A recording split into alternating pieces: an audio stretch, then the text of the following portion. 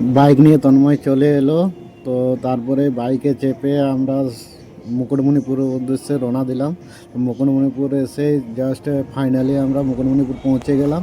মুকুটমণিপুর পৌঁছে দেখো ড্যামগুলো দেখে ভিডিও করা হলো। তারপরে আস্তে আস্তে ব্রিজের উপর দিয়ে হেঁটে যাচ্ছি। যেতে যেতে গেটগুলো দিয়ে দেখা হয়ে গেল। জল ছেড়েছে, জলটাও দেখো কীরকম পরিমাণে জল ছাড়া হয়েছে।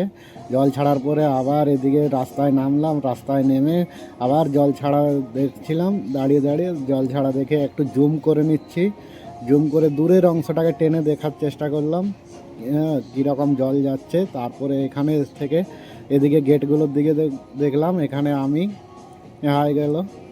হাই হ্যালো করলাম। করার পরেই আমার বন্ধু কৃষ্ণার সাথে দেখা হয়ে গেল। এখানে কৃষ্ণার সাথে দেখা হয়ে যাওয়ার পরে কৃষ্ণাকে নিয়ে আমি চলে এলাম ওখানে জল ছাড়া দেখে। তারপরে এখানে আমরা